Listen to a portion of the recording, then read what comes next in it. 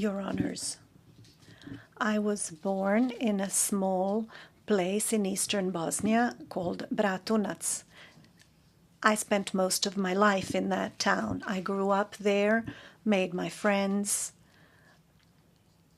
and worked at the job that I was trained for. I established my family. I started my family.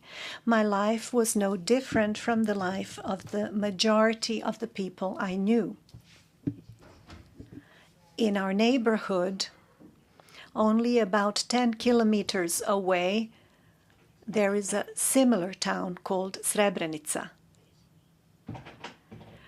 We were connected by numerous connections which life itself weaved: business connections, family connections, neighborly connections, kum connections. We lived our ordinary lives. Altogether, we were a little bit poor, a little bit forgotten by everyone. In the early 1990s, our common state began to break apart. The state was called Yugoslavia. Soon afterwards, war began. In the beginning, we hoped that perhaps it will not reach us. But connections amongst the people had began to break apart.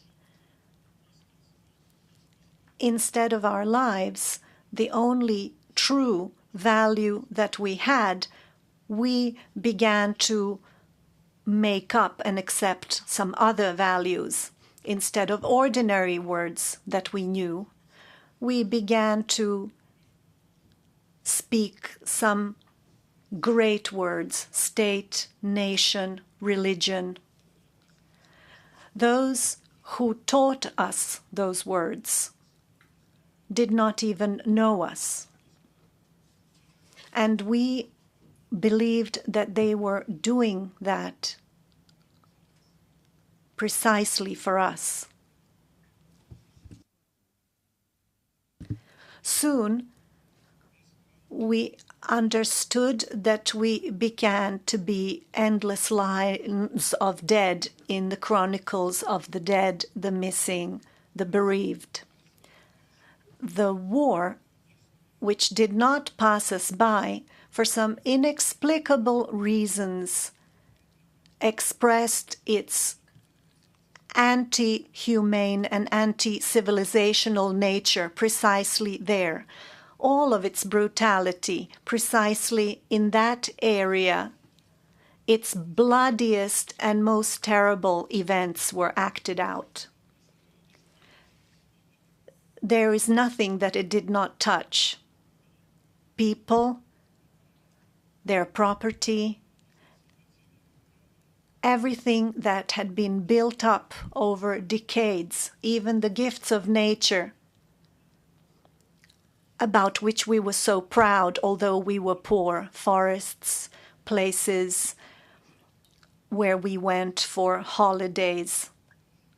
There is no way to explain and describe all of these things or express this entirely in words. When everything was over, and it seemed as if it lasted for an eternity, those of us who survived, instead of the paradise that everybody promised, found ourselves in hell. Thousands of dead remained around us, tens of thousands of destroyed homes, deserted properties without people, destroyed religious facilities, bridges, schools. Sadness and devastation remained inside us and all around us, deep wounds which will continue to burn us for decades. Today, the town that I am speaking about, the town called Bratunac, is situated between two graveyards. One is on the northern side and the other is on the southern side. one contains the bodies of one group and the other contains the bodies of another group, divided even in death. Both graveyards came to be during and after the war.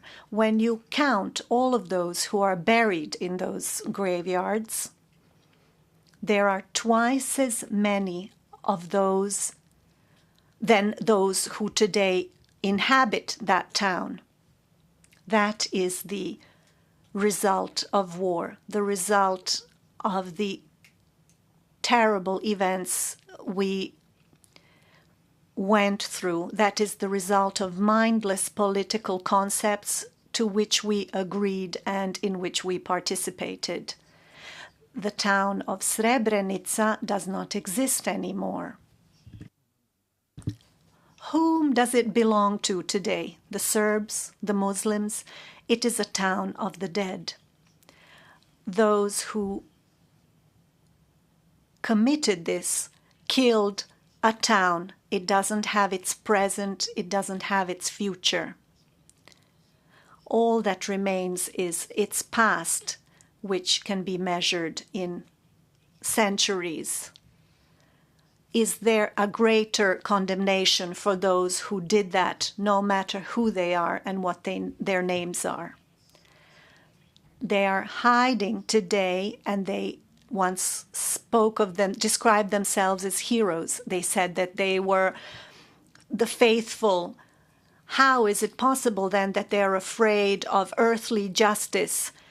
And what are we to do with the justice that is expecting all of us quite soon? It is difficult to live with the memories of everything that happened, with the feeling of shame and embarrassment in the years that are behind me. During many sleepless nights, I kept asking myself the same questions. How is it possible that we did this to each other? How is it possible at all that we agreed to something like this? If we are the way we are, is there any salvation for all of us together? A lot of time has passed since then, and I haven't found the answers to those questions. But I know one thing. If the truth cannot save us, then really nothing can save us. And that is why, Your Honor, I spoke the truth. I am not claiming that it is the only truth or the complete truth. The only thing that I am asserting is that I said everything that I knew and that it is all correct. The truth may not be liked by everybody, but is it also necessary to say that I myself don't like it either? In numerous interviews to the prosecution, which can be measured in thousands of pages, the 4 times that I testified before this tribunal in different cases, I said everything that I had to say, including the truth about myself. From the very first day when I entered politics, as far back as 1990, until the day I definitely left it, I did not conceal anything. I am what I am, no matter what that means. I cannot defend myself from myself.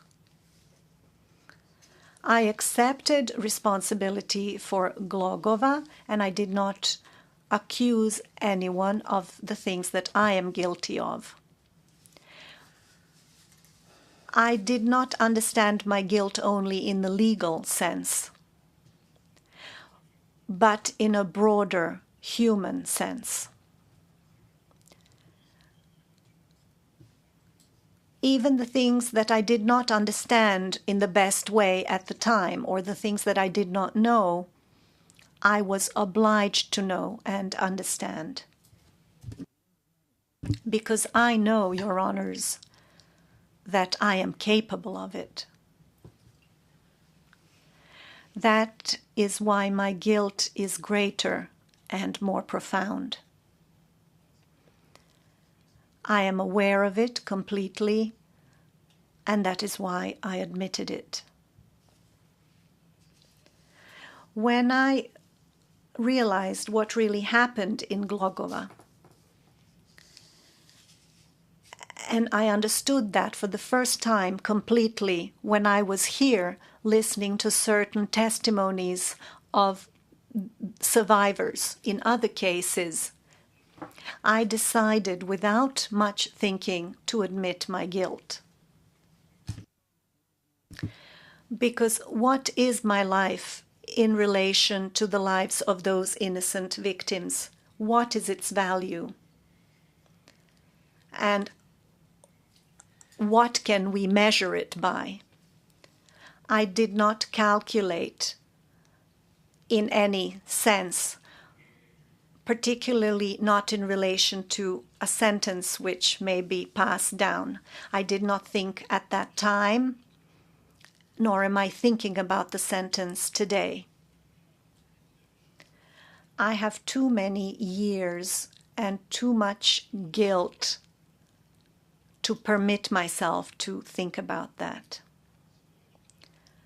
I will accept my punishment in the same way that I accepted my guilt, aware that it cannot in any way be greater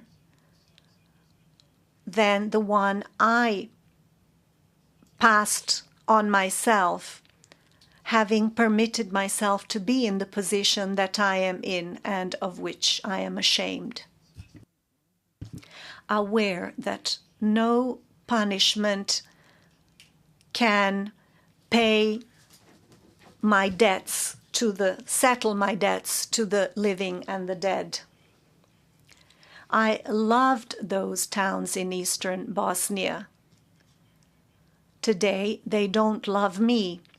They have renounced me, and that is my punishment.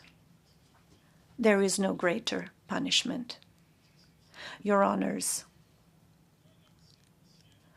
I bow to the spirit of innocent victims in Glogova. Everything that I did in this tribunal, for whatever it's worth, I dedicate to them in the hope that it will at least somewhat alleviate the pain of their dear ones. I am familiar with that pain because I also carry that pain.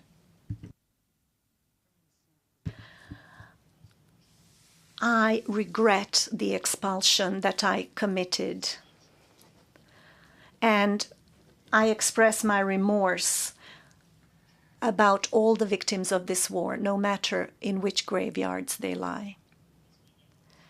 I apologize to all those to whom I caused sorrow and whom I let down. The last sentence that I wish to state before this trial chamber, I address exclusively, solely to my family and to my children. Never in this war did I wish, order, nor commit a single murder. Thank you.